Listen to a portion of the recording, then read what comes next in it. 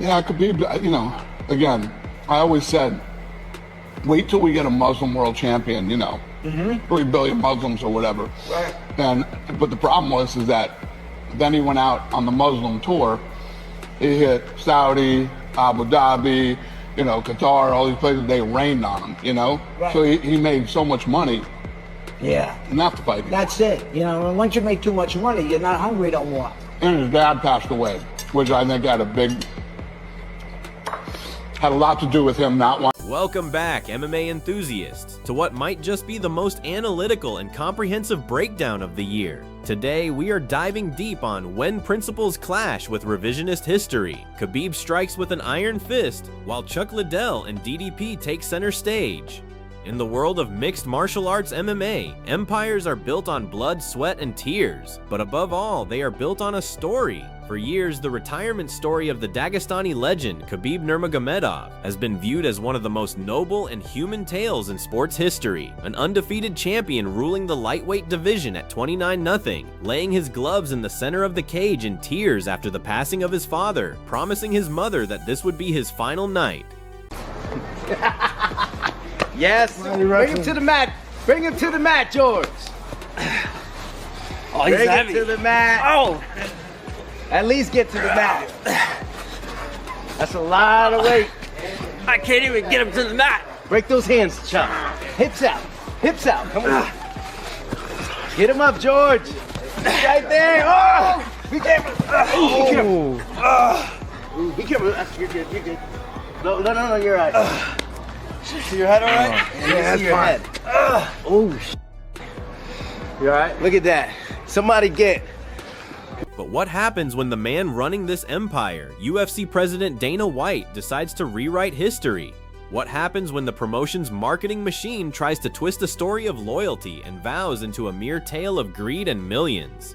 In this article, we break down the fierce and sudden confrontation that erupted on social media between Dana White and Khabib Nurmagomedov. Right, like the fact that people are speaking about, oh, that must have been fixed. How did that happen? One, you definitely don't know the history of Ronda Rousey. Two, if you're gonna fix something, you certainly wouldn't do it to last 17 seconds. And three, it just speaks to the beauty of the sport and the unexpected. Of course, ourselves and Netflix would have liked the fights to last a little bit longer at that point. That only builds viewership. But that's the, that's the unexpected nature of anything that can happen within MMA, and that's a wonderful thing, and that's what keeps fans on the edge of their seats. Conor McGregor worked the system when he beat Jose Aldo as quickly as he did, or Ronda Rousey, when her 3 other finishes under 35 seconds, worked the system. Or when a fighter comes out and knocks someone out in boxing in 1 round, I guess they work the system. It just speaks to a lack of understanding of the sport, similar to, I think I saw some blurb about Mark Shapiro saying, oh yeah, not good for the sport. We knew it wouldn't last 20 seconds.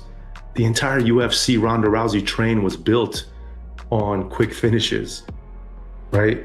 She was the biggest pay-per-view star in the sport based on quick finishes. UFC offered her a certain amount of money to do the fight. It just wasn't enough. They didn't want to hit the margin profile. But to come out and say bad for the sport, what's bad for the sport is not paying the fighters. What's bad for the sport is not paying attention enough to give Conor McGregor his due moment after 5 years of not being in the cage, in the octagon, and you announce him on an Instagram live. That's bad for the sport, not what we did. What we did is tremendous for them. And how the Eagle shattered the promotion's official narrative with a sacred oath that shook the combat sports world. The excitement doesn't stop there.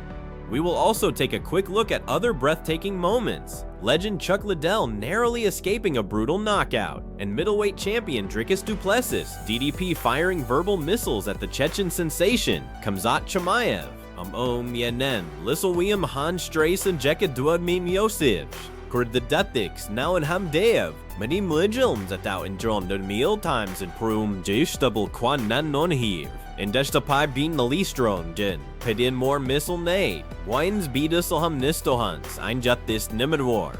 Dana White's shocking narrative, the Muslim tour rained money.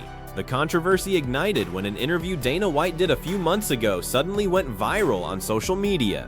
The context of the conversation revolved around the historic rivalry between Khabib and Conor McGregor at UFC 229 in 2018, the highest-selling pay-per-view event in UFC history, 2.4 million buys. White, speaking with a tone of regret, discussed how excessive wealth ruins a fighter's hunger to compete. However, he didn't stop at McGregor. He aimed his sights directly at Khabib, stating, "We got a Muslim world champion, but the problem was that he went on a Muslim tour. He hit Saudi, Abu Dhabi, Qatar, and they rained money on him. Once you make too much money, you're not hungry at all." While White briefly mentioned the passing of Khabib's father as a contributing factor, his primary focus was suggesting that the immense wealth accumulated from these countries was the real reason behind Khabib's decision to stop fighting. But in the wrath of the eagle, Khabib responds with a sacred oath. For Khabib Nurmagomedov, a man who built his entire life on strict discipline under the guidance of his late father, Abdulmanap, these comments were not just financial analysis, they were an assault on his honor and principles. Khabib, who rarely addresses internet gossip, took to his Instagram stories to issue a pointed, measured, yet devastating rebuttal.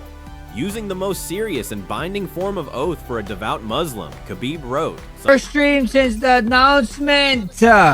Oh, you guys know how hard it is? How hard it is to keep that fight under wraps? For how long we did? We knew that fight for a minute, bruh. Glad it's coming through, you know? Well, we see though. We see how it goes July 11th. You think his mic skills is gonna be the same? Of course his mics. Why wouldn't his mic skills be the same? Why wouldn't it be, boys? Oh yeah, I'm excited, brother. I get to eat during all of camp. I get to eat what I want to eat, boys. Imagine I missed weight at 170. Holy shit. What am I doing? What the hell am I doing, you know? Oh. Every fight is a hard fight, bro. Conor's still dangerous, bro. You'd be dumb as hell to think he's not. Sometimes I read these headlines and I'm not a fan of giving my commentaries to every nonsense on the internet, but when Dana talks, the news spreads fast. I'll say this, and I swear by Allah, this is an absolute lie. Nobody ever gave me those millions, and it's also not true that I left the sport because I made a lot of money. The whole world already knows the real truth. The crazy thing is where people go, oh, it was a robbery. I can't believe it was a split decision. It was a very clear 3 rounds for Strickland, 2 rounds for Hamzat. And yeah, that was it. And it was a great fight. I think Strickland did what most people thought he couldn't do. But I just had the feeling in being in there with both of these guys, you know, both of them are phenomenal at what they do. I just think that Strickland is a bit better he was better in being able to be more all-around than Hamzat in that. In addition, why Dana White's story falls apart. If Dana White truly believes that money dictates Khabib's choices, historical facts completely contradict him. After retiring in October 2020 following his victory over Justin Gaethje at UFC 254, the UFC never stopped trying to lure Khabib back. Legendary fighter and Khabib's longtime training partner Daniel Cormier revealed that the UFC offered Khabib an astronomical $40 million for just one more fight, either a rematch against Conor McGregor or a dream fight against Georges St. Pierre. If Khabib was driven by money, why would he turn down $40 million with the stroke of a pen? The answer is simple. His promise to his mother was worth more than all the wealth in the world. And Reeb, Kishmbib, in B, behind the promotional curtain, control versus financial freedom. Several prominent analysts, most notably renowned journalist Ariel Helwani, blasted Dana White's comments, calling them insensitive. The logic behind White's philosophy stems from how the UFC operates. A fighter who doesn't need money is a fighter who cannot be controlled. The promotion historically relies on keeping low to mid-card fighters financially hungry, some fighting for as little as $10,000 to show and $10,000 to win, to ensure they accept brutal matchups under any conditions. Khabib's living legacy. Khabib continues to prove that his passion for the sport was never about the money. He operates as a high-level coach and promoter, heading Eagle FC. He even made highly publicized returns to the corner, guiding lightweight king Islam Makhachev through legendary title defenses against Dustin Poirier at UFC 302 and Renato Moicano at UFC 311, alongside backing his cousin, Umar Nurmagomedov. His legacy remains unblemished. How do you think Alex Pereira is going to do moving up from 205 to heavyweight? That man is an enigma, anyways, because he's a kickboxer. So, like, have we ever seen him on the ground? Yeah, a little bit on his back, but like, is he even training on the ground? So he's a little bit an X factor. Looking at him from the beginning, I wouldn't give him any wins, but apparently he's winning.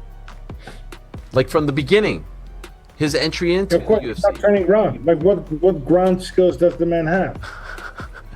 Doesn't have any ground skills. And now, of course, he's trained a little bit ground. But in my opinion, you need years of wrestling to kind of be able to deal with wrestlers from UFC. And he's just going in there, 6 months camp. Okay, we had the feud with Adesanya.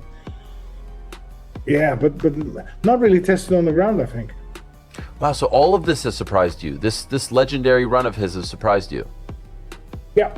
Wow, you didn't see it coming. No. And so, do you think he pulls it off against Gunn? Again, I would think absolutely not, but maybe, I don't know.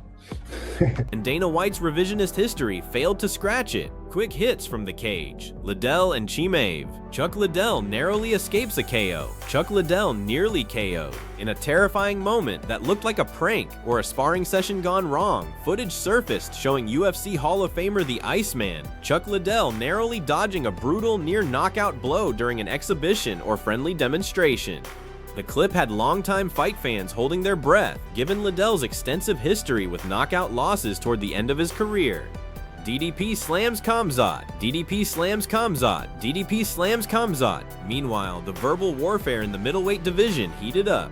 Current champion Dricus du Plessis, DDP, launched a scathing verbal assault on the undefeated Chechen juggernaut, Khamzat Chimaev. Du Plessis mocked Chimaev's frequent absences and health struggles, asserting that the Wolf talks a big game on social media but doesn't deserve a title shot until he proves his reliability inside the octagon.